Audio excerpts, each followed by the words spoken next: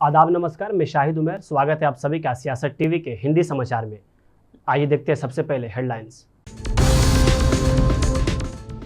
प्रमोद तिवारी बोले, प्रधानमंत्री को परीक्षा पर चर्चा करने के बजाय शिक्षा मंत्रालय के साथ पेपर लीक मामलों पर चर्चा करनी चाहिए। दिल्ली में लू से बिगड़े हालात, 48 घंटे में 50 शव बरामद, अस्पतालों ने उठाए जरूरी कदम। आप सांसद संजय सिंह के खिलाफ कोर्ट ने जारी किया वारंट, दिया आदेश। बिहार डिप्टी सीएम का बड़ा दावा, बोले नीट पेपर लीक में तेजस्वी यादव के पीएस का है हाथ। बिहार में 65% नहीं 50% ही रहेगा आरक्षण, नीतीश सरकार को हाईकोर्ट से लगा तगड़ा झटका। हज के दौरान अब तक 900 से ज्यादा लोगों की मौत, भारतीयों की संख्या जानकर नहीं होगा यकीन, सऊदी सरकार सवालों के घेरे में। अब खबर विस्तार से। कांग्रेस के नेता प्रमोद तिवारी ने कहा कि प्रधानमंत्री नरेंद्र मोदी को चाहिए कि वो बच्चों के साथ परीक्षा पर चर्चा करने के बजाय पेपर लीक मामलों को लेकर शिक्षा मंत्री और मंत्रालय के अफसरों के साथ विचार विमर्श करना चाहिए, जिससे इन परीक्षाओं की मर्यादा बनी रहे। मैं सिर्फ इतना जानना चाहता हूँ कि जहां जहां भाजपा की सरकार है वहीं ये क्यों हो रहा है। बिहार में, गुजरात में वही इसके केंद्र बिंदु है। प्रधानमंत्री जी दिखावा करने के लिए परीक्षा पे चर्चा तो करते हैं छात्रों के साथ, परीक्षार्थियों के साथ। जरूरत तो इस बात है पहले अपने शिक्षा मंत्रालय से चर्चा करें कि कैसे इन परीक्षाओं की पवित्रता बनी रहे। जब से भाजपा सरकार आई, पेपर लीक, बड़ी जो प्रतिष्ठित परीक्षाएं हैं उनमें भी लीक हो रहा है। अब कल नेट का कराया परीक्षा, वो लीक हुई, नीट का हो ही चुका है। तो इस तरह करोड़ों लोग जो इससे जुड़े हुए हैं, उनके भविष्य खिलवाड़ कब तक होगा मोदी जी? ये जो आपके यहाँ भ्रष्टाचार है, आपके यहाँ जिस तरीके से ये मैं कहूंगा एक बड़ा भारी घोटाला है, आप उस पर अंकुश क्यों नहीं लगाते? पिछले 10 सालों में तो आपने इसे बढ़ा के आसमान पहुंचा दिया, अब भारत का भविष्य खतरे में डाल दिया। सवाल यहाँ सीधा सा है, प्रधानमंत्री क्यों नहीं बोलते इस पर? क्यों चुप हो जाते हैं? जब इतना बड़ा करोड़ों छात्रों के भविष्य से जुड़ा हुआ सवाल आता है तो ये प्रधानमंत्री खामोशी क्यों अख्तियार कर लेते? परीक्षा पे चर्चा तो कराई थी, खुद किया था छात्रों से, अब अपने मंत्रालय से चर्चा क्यों नहीं करते? आपका मंत्री तो ये कह रहा है कि कुछ गड़बड़ी नहीं हुआ था, अब जब सुप्रीम कोर्ट ने कायदे से लताड़ लगाई तो अब जांच करने को तैयार है। ये क्या हो रहा है? मुझे लगता है नीचे से लेकर ऊपर तक सब इस घोटाले में शामिल। कांग्रेस नेता उदित राज ने पहले नीट और फिर यूजीसी नेट की परीक्षा लीक होने पर पीएम मोदी और भाजपा सरकार की मंशा पर सवाल उठाते हुए कहा कि भाजपा देश में इस तरह के अव्यवस्था के जरिए जनता को परेशान करना चाहती है। पूरी सरकार में इस तरह का ही है, क्योंकि जांच एजेंसियां खत्म कर दी गई हैं, अडानी का मामला हो और भी इतने घपले हैं, क्योंकि ED, CBI, income tax, vigilance जो डिपार्टमेंट थे वो सब डेड हो चुके हैं, खत्म हो चुके हैं। तो नेट का इसलिए इन्होंने कैंसिल किया कि जनता से जुड़ा हुआ है, पब्लिक से सीधा जुड़ा हुआ है। जो चीज पब्लिक से जुड़ी नहीं होती है वो तो रफा दफा हो जाता है। और नीट का ही मामले में देख लिया जाए कि शिक्षा मंत्री ने माना ही नहीं कि कोई गड़बड़ी है। यानी ये लोग डिक्टेटर है, हर जगह करप्शन है, और एक तो नौकरियां नहीं है और 30 लाख से ज्यादा नौकरी खाली पड़ी हुई है, लेकिन भरेंगे नहीं। और रेलवे में 3 या 4 लाख की नौकरी है। तो देश की जनता को अभाव में रख करके, गरीबी में रख करके, ताकि वो उनके ऊपर हुकूमत किया जा सके। और नीट का एग्जाम कैंसिल करना चाहिए, इनको कैंसिल करके फिर से कराना चाहिए। और आश्चर्य है कि सरकार गड़बड़ी को मानने को तैयार। दिल्ली के उपराज्यपाल विनय कुमार सक्सेना ने कहा कि 5 जून को प्रधानमंत्री ने एक पेड़ मां के नाम पर अभियान शुरू किया था, जो पूरे देश में चल रहा है। पेड़ों की जरूरत इतनी ज्यादा है कि अगर अभी से इस पर अभियान को नहीं चलाया गया तो आने वाले समय में काफ़ी मुश्किल हो सकती है। हमें विकास और पर्यावरण दोनों को साथ में लेकर चलने की ज़रूरत है। बिल्कुल सही कह रही हैं आप कि 5 जून को माननीय प्रधानमंत्री जी ने एक पेड़ माँ के नाम का अभियान शुरू किया था, जो अब देश में पूरी तरीके से चल रहा है और आज हम लोग यहाँ फिर मौजूद हैं और मैंने भी अपनी माँ के नाम एक पेड़ लगाया है। पेड़ों की जो ज़रूरत है इस वक्त प्रकृति को, वो इतनी ज़्यादा है कि अगर हमने आज से ये अभियान को तेज नहीं किया और पूरे देश भी, पूरी दुनिया में इस अभियान को नहीं चलाया, तो आने वाला समय जो है हमारे लिए बहुत चैलेंजिंग होने वाला है। आपने देखा है कि दिल्ली का जो टेम्परेचर कभी 45 मैक्सिमम हुआ करता था, अभी 51-52 तक भी पहुंचा है। इसका कारण है कि हम डेवलपमेंट के साथ साथ जो हमें पर्यावरण की भी जो रक्षा करनी है वो कभी कभी भूल जाते हैं। तो आज ज़रूरत है कि डेवलपमेंट और उसके साथ साथ एनवायरनमेंट दोनों के प्रोटेक्शन को साथ में लेकर चलने की ज़रूरत है। आज जो शुरुआत हुई है बहुत सुंदर है, बच्चों ने भी बहुत सारे प्लांट लगाए हैं।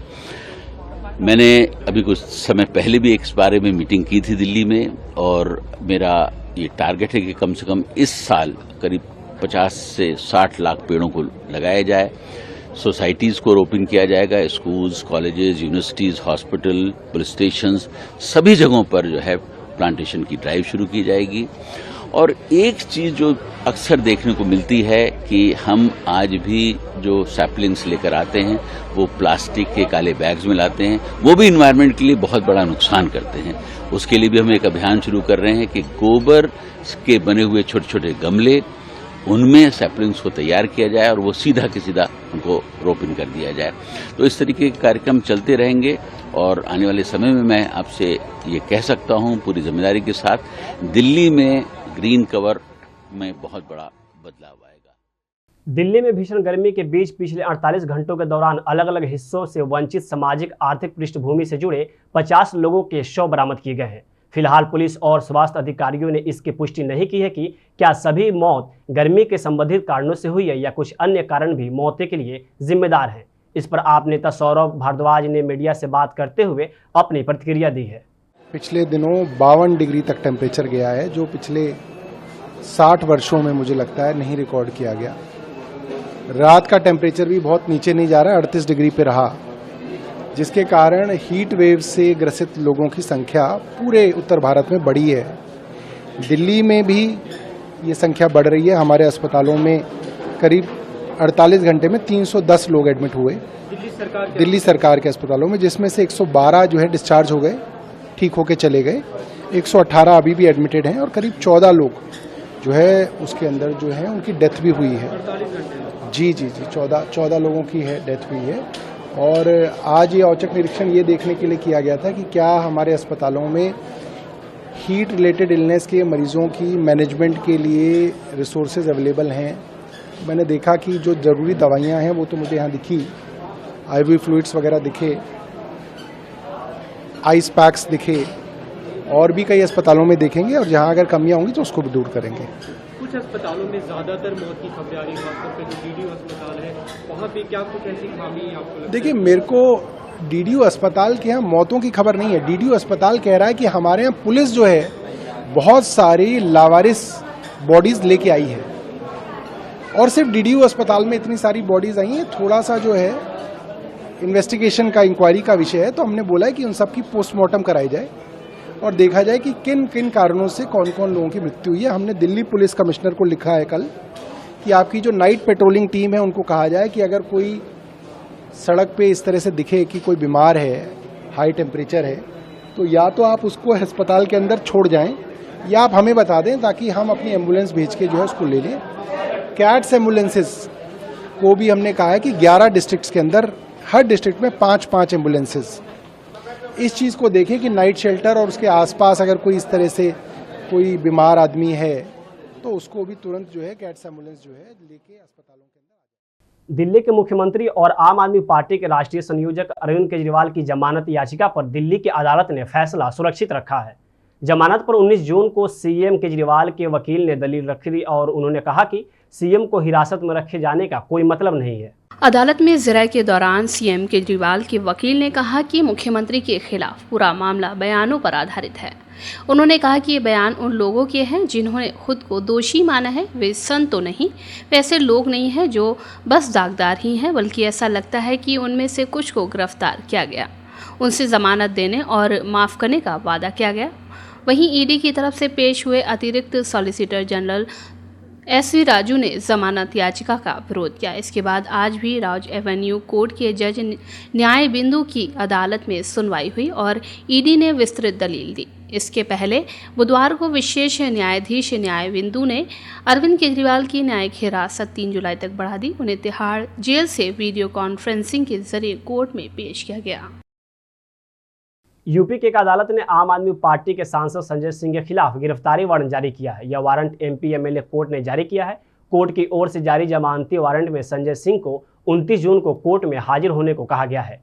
आप राज्यसभा सांसद संजय सिंह के खिलाफ अदालत ने चुनाव आचार संहिता से जुड़े एक केस में जमानती वारंट जारी किया है। आप राज्यसभा सांसद संजय सिंह के खिलाफ जमानती warrant Sultanpur MP MLA court ने जारी किया है। मामला बंधुआ कला थाने से जुड़ा है। आपके वरिष्ठ नेता संजय सिंह ने जिला पंचायत चुनाव में बिना इजाजत के पार्टी प्रत्याशी के समर्थन में जनसभा की थी।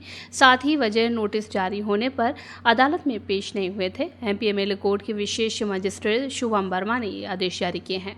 यहाँ पर इस बात का भी जिक्र कर दें कि सांसद संजय सिंह सुल्तानपुर के ही रहने वाले हैं। विशेष लोक अभियोजक वैभव पांडे के मुताबिक 13 अप्रैल 2021 को थाना अध्यक्ष प्रवीण कुमार सिंह ने सांसद के खिलाफ एफआईआर लिखवाई थी। उन पर आरोप था कि उन्होंने हसनपुर गांव में अपनी पार्टी की जिला पंचायत सदस्य सलमा बेगम के पक्ष में बिना इजाजत लिए सभा की थी। उनकी सभा में 50 से 60 लोग थे और सांसद के इस काम को कोविड-19 नियमों का उल्लंघन माना गया था।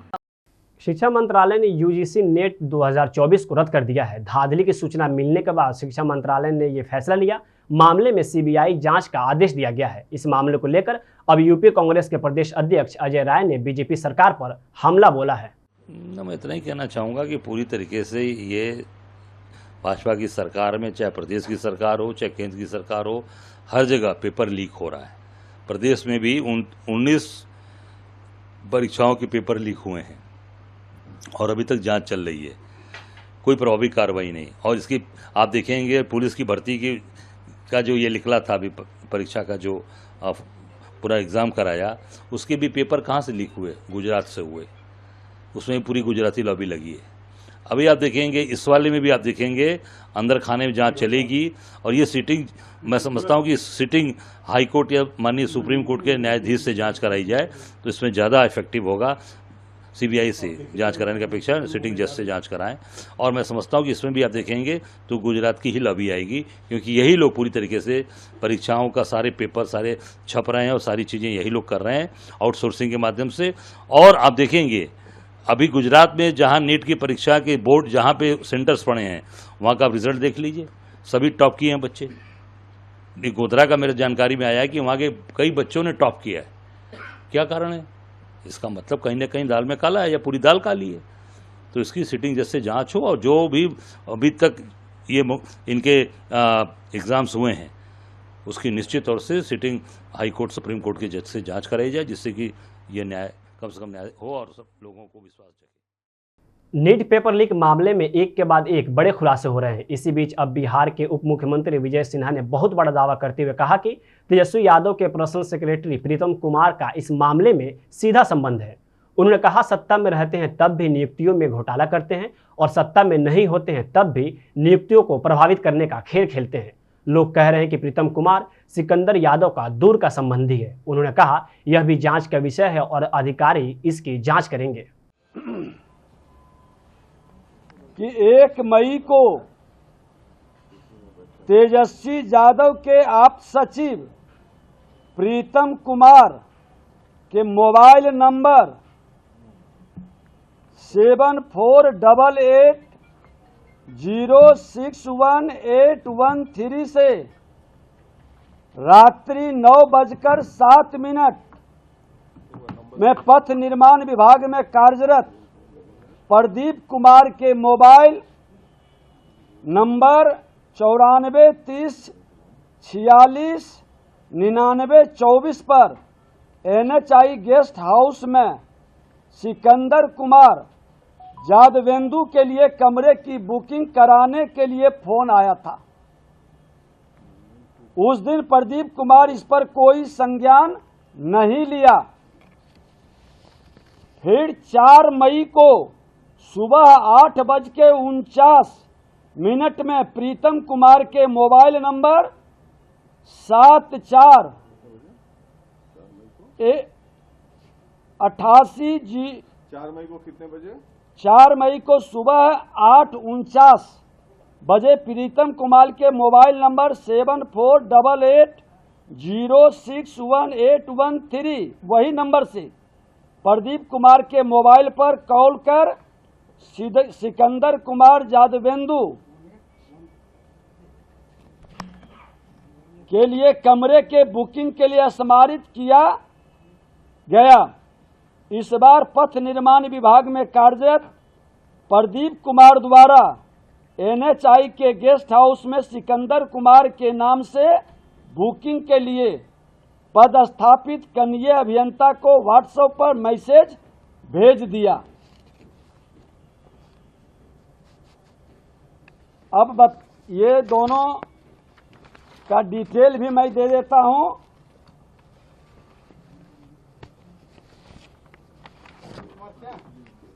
ये यहां पर एग्जीक्यूटिव ऑफिसर्स हैं, ऑफिस एग्जीक्यूटिव हैं। ये अब ये फोन जो आया है ये है उनका कॉल का, जो कॉल आया है डिटेल।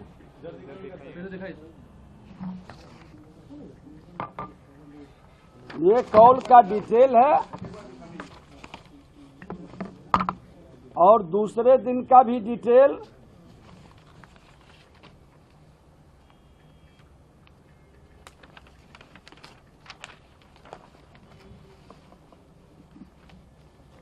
दोनों दिन का डिटेल है। ये डिटेल है उनका। पहला दिन आया है 1 मई को 21:07 9:07। एक तरफ नीट का रिजल्ट रद्द करने और दोबारा पेपर कराने की मांग को लेकर आंदोलन जोर पकड़ रहा है, तो दूसरी तरफ पेपर लीक मामले में मास्टरमाइंड अमित आनंद ने कई बड़े खुलासे किए हैं। उसने कबूल किया कि परीक्षा से एक दिन पहले पेपर लीक हुआ था। इस पर राजद नेता शक्ति सिंह यादव ने अपनी प्रतिक्रिया दी है। एक बड़ा अपराध हुआ है और देश भर में छात्रों ने कई सबूत सामने रखा है और इसका नेटवर्क पूरे देश में बिछा हुआ है। और शिक्षा मंत्री जो देश के थे वो शुरू में तो इनकार कर रहे थे गड़बड़ी से, लेकिन बाद में उनको स्वीकार करना पड़ा। तो आखिर जो नीट के परीक्षे जो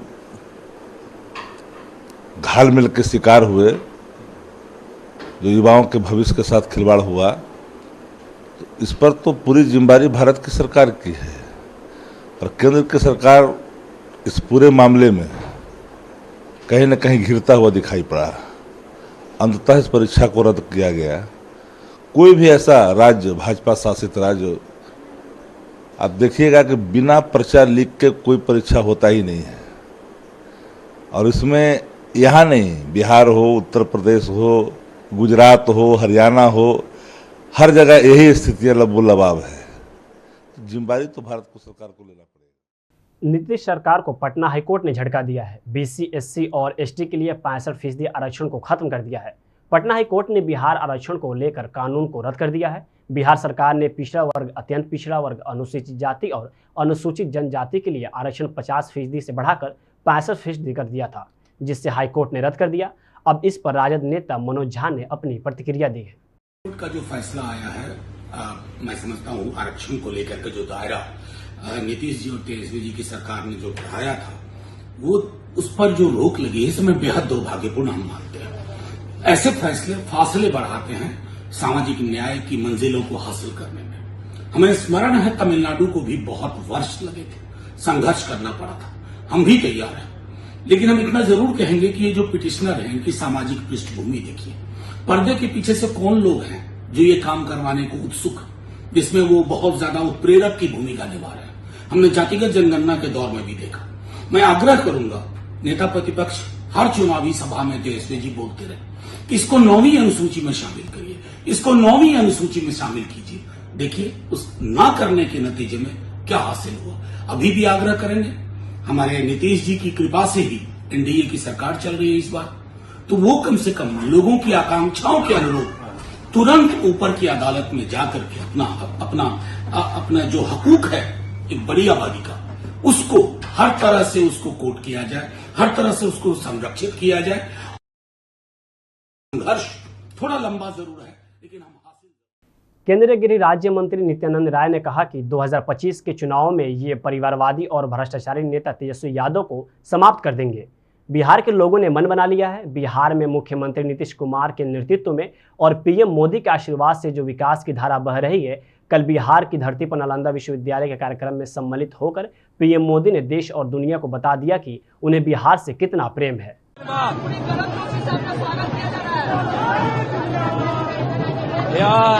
यहाँ के लोगों का आशीर्वाद और प्यार है। बहुत बहुत आभार और धन्यवाद।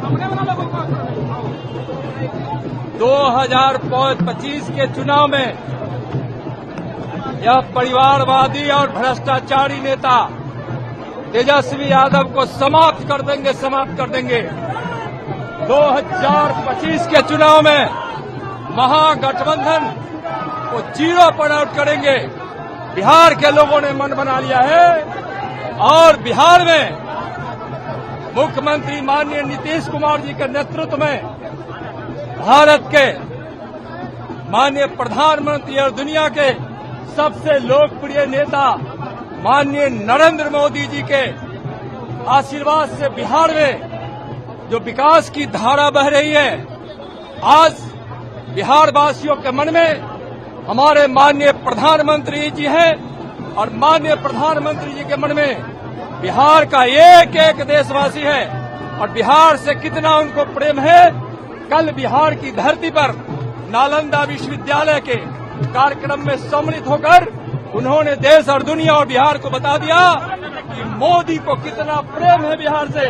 और मैं कह रहा हूं, मैं किसान का बेटा हूं, धरती की सुगंध बता देती है कि फसल कैसा होगा।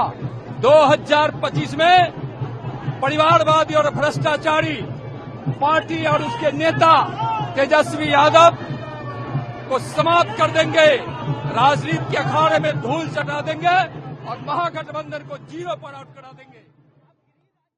हज यात्रा के दौरान मरने वालों की संख्या लगातार बढ़ती जा रही है। मक्का में हज के दौरान मरने वालों का आंकड़ा अब 900 पार हो गया है। सऊदी अरब में अधिक गर्मी और मुकम्मल व्यवस्था नहीं होने की वजह से हज यात्रियों की मौत हो रही है। ऐसे में पूरी सऊदी सरकार पर सवाल खड़े हो रहे हैं। सऊदी के अधिकारियों ने बताया कि लोग अपने परिजनों का शव लेने की कोशिश कर रहे हैं। सऊदी अरब ने अभी तक हो रही मौतों पर कोई टिप्पणी नहीं की है और न ही मौतों की वजह बताई है। मक्का के करीब अल मुअस्सिस में सऊदी अरब की इमरजेंसी सेवा है, जहां पर लोग लाइन में लगकर अपने परिवार के लापता सदस्यों के बारे में जानकारी मांग रहे हैं। सरकार की तरफ से जारी की गई एक सूची के मुताबिक 900 से अधिक लोगों की मौत हुई है। दुनिया भर में 18 लाख लोग हज यात्रा में शामिल हुए। इस दौरान भीषण गर्मी पड़ रही है। सोमवार को मक्का का तापमान 51.8 डिग्री सेल्सियस तक पहुंच गया। एक न्यूज़ रिपोर्ट के मुताबिक एक अरब राजनयिक ने बताया कि सिर्फ मिस्र के कम से कम 600 लोगों की मौत हुई है। एक दिन पहले ये आंकड़ा 300 था। दुनिया भर से आ रही मौत की खबरों की गणना करने के बाद एक न्यूज़ रिपोर्ट ने बताया कि अभी तक सऊदी अरब में हज यात्रा के दौरान 992 लोगों की मौत हुई है। सऊदी अरब के एक राजनयिक ने बताया कि हज यात्रा के दौरान 68 भारतीय नागरिकों की मौत हुई है। कनाडा ने ईरानी सशस्त्र बलों की एक शाखा इस्लामिक रिवॉल्यूशनरी गार्ड कोर को आतंकवादी इकाई घोषित किया है। कनाडा के सार्वजनिक सुरक्षा मंत्री डोमिनिक लेब्नांक ने बुधवार दोपहर घोषणा की कि कनाडा IRGC की आतंकवादी गतिविधियों का मुकाबला करने के लिए अपने पास उपलब्ध सभी साधनों का उपयोग करेगा। लेब्लांक ने कहा कि शीर्ष IRGC सदस्यों सहित हजारों वरिष्ठ ईरानी सरकारी अधिकारियों के अब कनाडा में प्रवेश करने पर प्रतिबंध लगा दिया गया है। जो पहले से ही देश के अंदर हैं, उनकी जांच की जा सकती है और उन्हें निष्कासित किया जा सकता है। एक समाचार एजेंसी ने पब्लिक सेफ्टी कनाडा के एक प्रेस वक्तव्य को उद्धृत करते हुए बताया कि घोषणा के परिणाम स्वरूप तत्काल प्रभाव से कनाडाई वित्तीय संस्थानों जैसे कि बैंकों और ब्रोकरेज को आतंकवादी संगठन की संपत्ति को तुरंत फ्रीज करना होगा। कनाडा में भी किसी भी व्यक्ति या विदेश में कनाडाई लोगों के लिए जानबूझकर आतंकवादी समूह के स्वामित्व वाली या नियंत्रित संपत्ति से ताल्लुक रखना एक आपराधिक कृत्य है। स्थानीय मीडिया के मुताबिक यदि धर्मार्थ संगठन आतंकवादी समूह से अपने संबंध बनाए रखते हैं तो वे अपना दर्जा खो सकते हैं। उन समूह से जुड़े पाए जाने वाले लोगों को कनाडा में प्रवेश से वंचित किया जा सकता है। अमेरिका ने 2019 में IRGC को आतंकवादी समूह घोषित किया था। हिंदी समाचार यहीं समाप्त होता है। मुझे दी इजाजत। बाकी खबरों के लिए बने रहें सियासत टीवी के साथ।